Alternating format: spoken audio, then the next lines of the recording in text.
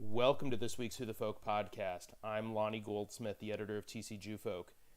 This week we sit down with singer and artist Sara Shiff, a junior at Armstrong High School and one of the featured presenters at Rimon's Pechachka on June 3rd. Sara talks about how she got into singing and where she hopes that career takes her, her tattoo and sticker business, and a little bit of political activism thrown in there as well on this week's Who the Folk podcast. Sara Shiff, welcome to the Who the Folk podcast. Thanks for joining us this week. Hi, happy to be here.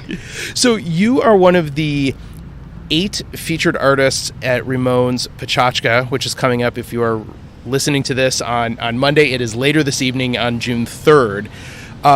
So before we talk about what the event itself is, how did you first get connected with Rimon and then get asked to be part of this event? So I, a few years ago, took part in a Yachad art program on Wednesdays where the Jewish teens across Minneapolis would come to the JCC for their pre-confirmation or even confirmation classes. And there was an artist class where we drew with charcoal, and there was some guests who were supposed to draw pictures of, and David Harris happened to be sitting in front of me, so I drew a picture of him.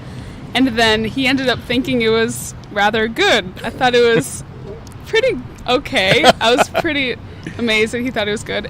It took a little bit for it to be good. But anyways, so then later, either that day or later that week, he emailed me saying that there was this program called the Rimon Artist Mentorship Program where he set up 3 Minneapolis teens with artists across Minneapolis. So there was an artist, or all artists, but there was a writer, a photographer, and a drawer painter, which was myself, and I was set up with Linda Monick Eisenberg. And then with her I learned a lot of different techniques about painting and drawing, which culminated in my participation in the Uptown Art Fair.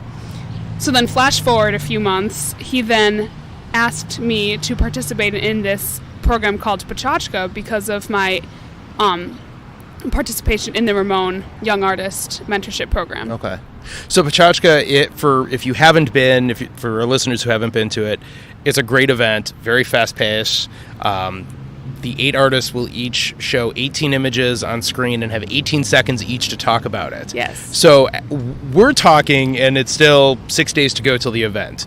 How ready are your images and what you're prepared to talk about? I'm pretty ready. I'd say it's 75% there. Okay. I'd say my outline was made a few weeks ago, and I put all of the images I wanted. Now I'm just incorporating a few videos, so I have to choose those videos and make edits, because if you're a videographer or a multimedia artist, such as myself, who doesn't just have paintings, drawings, but also singing and performing, you can incorporate videos. So that's my last tidbit I have to put in. Okay. Is there a particular style of singing that you prefer, or what do you tend to practice in mostly? Yeah, so right now I'm training classically. Okay. I aspire to be an opera singer, which is a super cool thing. And I went to the Classical Singer Convention last weekend, which was a classical, obviously, in the title, convention for young artists. So throughout the year, I've actually been participating in quite a few competitions to get that resume boosted for auditions, which will be happening in the fall for different university vocal programs and conservatories. So I think that's a really big part of my life. So a few videos that I will be incorporating are from just different performances that I've had throughout the Twin Cities and different competitions, concerts, shows that I've done in my high school or downtown at McPhail. So yeah, I'll have a few in there. Is there, I know there's if you're an orchestra, there's citywide youth orchestras. Are there similar citywide youth or teen choirs that you're able to participate in? Yeah, so I sang in 2 choirs in my school, actually, but then beyond that, there's this thing called All-State Choir of Minnesota, where a few students from each high school, if at all, like normally 1 to 4 students from each high school make it in and get together in August to sing for a week at St. Olaf College. Okay. It's an incredible experience. I went last August as the only incoming junior of my school, and now I'm going as the only incoming sophomore, or not sophomore, senior. Wrong way. Senior. Yes. Oh my God, I'm going to be a senior. Wow. Yeah, so that is basically the big choral, the most prestigious choral program that you can be in as a Minneapolis teen.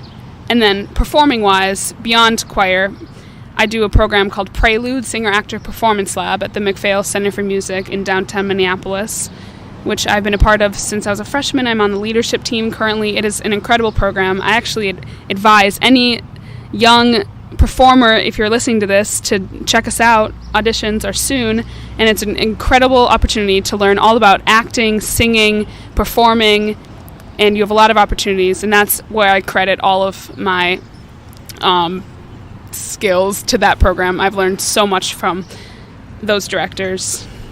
So, obviously, the connection with Rimon you mentioned, but where does the love of art come from, at least the graphic art that David first noticed you for? So I've always loved to draw, and my family's pretty artistic.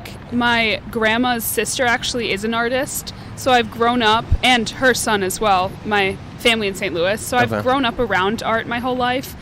A lot of my family members are musicians, and there's a few painters. One of my mom's cousins is a painter in Manhattan, actually, so I grew up with his influence.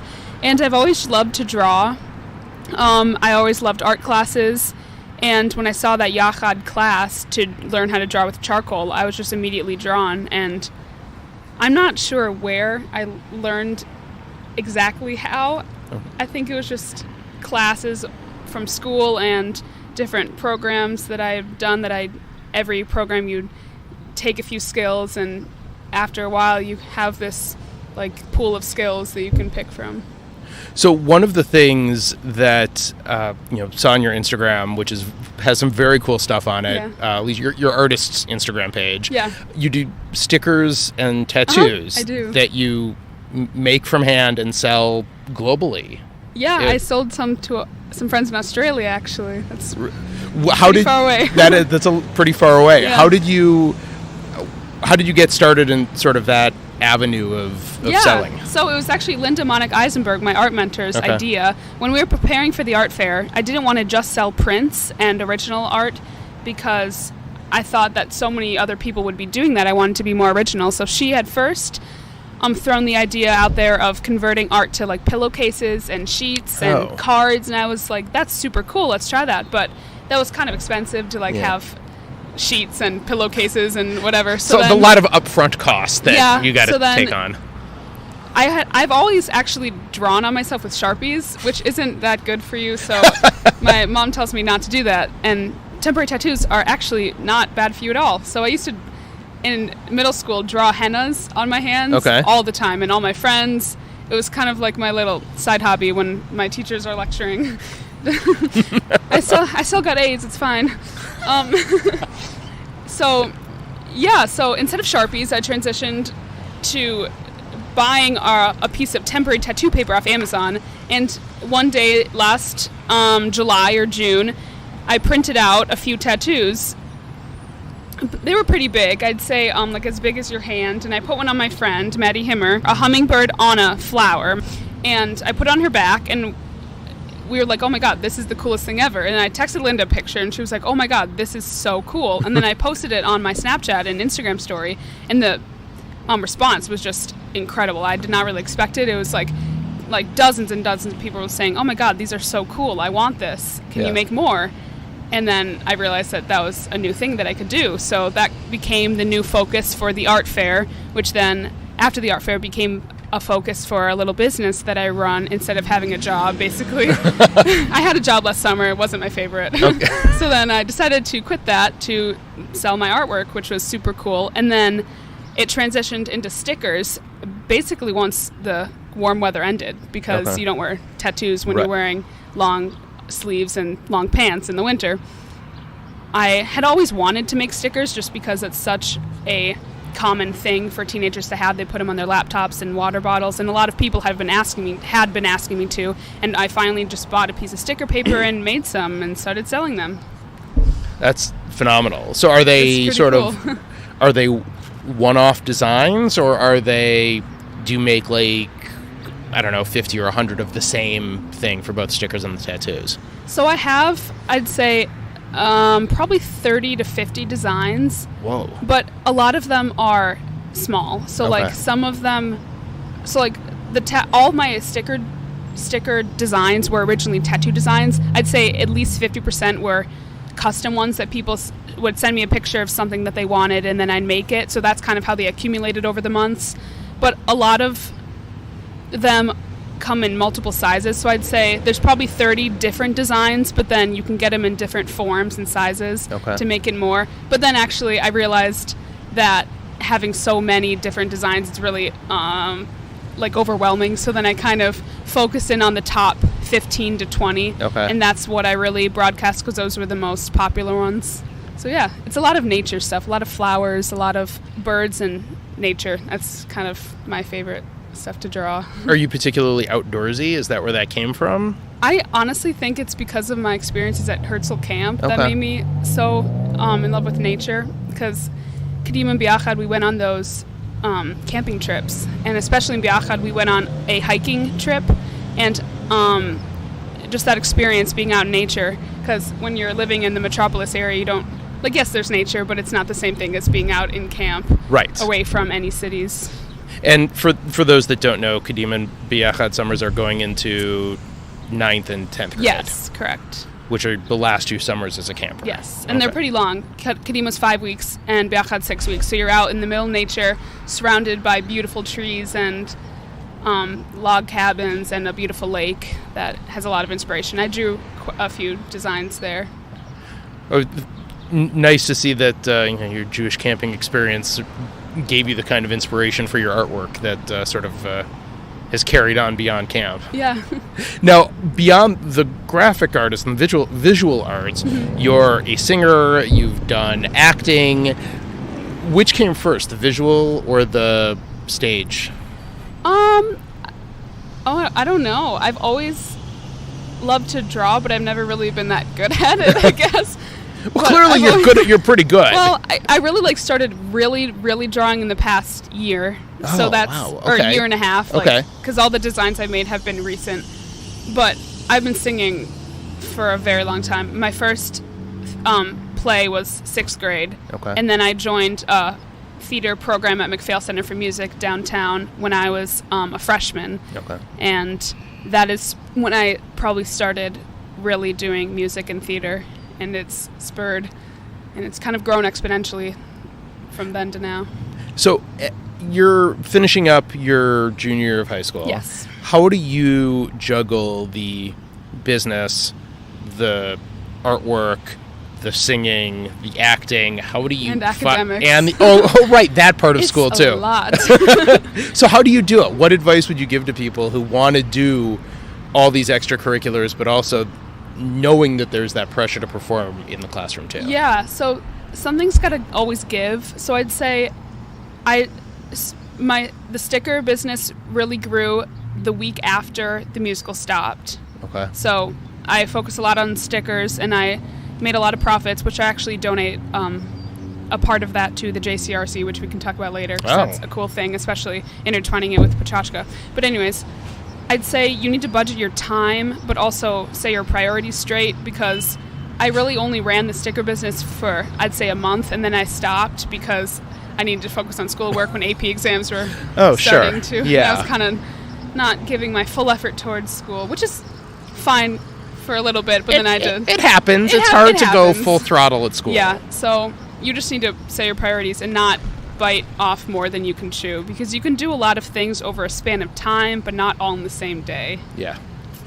And at a certain point, I think it's hard to do something really, really well or with high quality. True. You know, you again, small window, sure, but over time, everything, things start to fall. Yeah, I'd say time management is still something I'm struggling with, for sure. Really? Okay. Yeah. Well, I mean, it certainly seems like you've got everything in a good place. I mean, from the surface. Okay. I'm like looking out, maybe, and then you get inside, and you're like, oh my God, scrambling, so much stuff to do. But it all works in the end. Never seems to go away once you get a job either. So. Yeah, I bet. So you mentioned the JCRC with Yes. some of the profits going to that. Great organization, to be sure, but why the JCRC? So for the past few years, I have been leading a team for the Relay for Life American Cancer Society, and with them, I have led my team to raise about $13,000 over the past few years. Mm-hmm. So I was originally going to donate to that, and then I thought to myself, I've raised a lot for them. I think I'm going to move on to something else. I've always been very invested in a Holocaust education, especially with the new rise of anti-Semitic events and attitudes, which is really sad to grow up in. So then I wanted to contribute to a program that will educate specifically, hopefully, high school students on the Holocaust and anti-Semitism. So the JCRC has a Holocaust education program where they send survivors and survivors' kids and grandchildren to high schools throughout Minneapolis. And I chose it because I knew that had a more direct impact on me because of my Jewish heritage and because of my ancestors fleeing the Holocaust. So I knew that would be something that I really cared about and wanted to help. And I know that there's been a lot of incidents, well publicized locally at high schools. Has there been any issue with anti-Semitism at Armstrong that you've noticed in your time there? Yes, definitely. Oh, okay. Not to the extent of like the incident at Minnetonka, right? Where there was that prom picture. Oh, yeah. Or at Maple Grove where there was the Nazi logos on the bathroom stalls. Mm-hmm. Nothing like that. I'd say it's more just kind of whispers behind the back. I've actually only had a few incidents, like verbal incidents, where people have said anti-Semitic things, never directly towards me. Actually, once in middle school. That only once, though. Is there a specific instance that you can there is. talk about? So okay. One time, last school year, it was first semester Spanish class, we were talking about money for some reason, just in a break time, and one boy, who will remain anonymous, is Jewish, and he said that if he had the opportunity to win, or not the opportunity, if he had the luck to win the lottery, because that's just what we were talking about, he would probably save a portion of it to go towards his life savings and whatever, and then donate some and then keep the rest to just have the rest of his life, which I thought was a perfectly legitimate answer. And another boy says loudly, "That's because you're Jewish." And all the boys laugh and think it's hilarious, and my teacher does nothing. So I stand up and I said the boy's name. I'll call him Jack. His name isn't Jack. I go, "Jack, that's not okay. Don't ever say that again." And then the teacher continued to do nothing. So then another teacher, who will remain anonymous, eventually walked in because there was still some mayhem in the classroom because people started to get rowdy.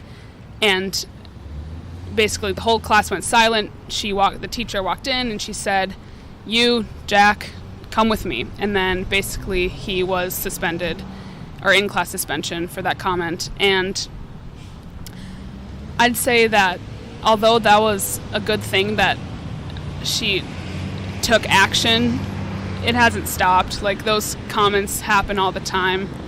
And I don't think it's because people legitimately hate Jewish people or are actually racist. I think it's just ignorance and just immaturity. Well, it takes a lot of guts to stand up, though. I'm not sure everybody would. Yeah. I think that's also why people have never said anything directly to me, just because I have never not stood up, because I think it's also the actor in me. I'm not afraid to stand up in front of a crowd, but a lot of other people, like that boy, didn't have the courage to stand up, especially because it was to his peer group. Yeah. Well, that is unfortunate for him, but fortunate that you were around to a lot less worse than what other schools have had to undergo. I know a girl at Wayzata who had to undergo something much worse. One of her own friends had told her to burn in a camp or burn in an oven. It was horrible.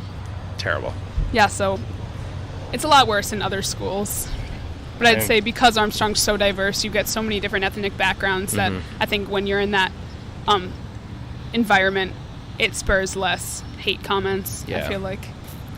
Well, I guess of some comfort that it's not as bad as it could be, but Yeah. that any school has to deal with it is kind of terrible. Yeah. But especially in a liberal state.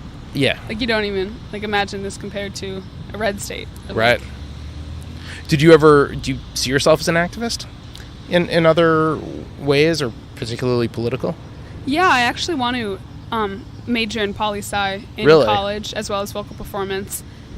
I think that as a high schooler, there's just not much you can really do on the political side of it besides going to marches and protesting, which is still a very valid thing to do, but you can't be in the courtroom pressing bills. You can't vote, and you can't vote yet. Yeah, you can't vote.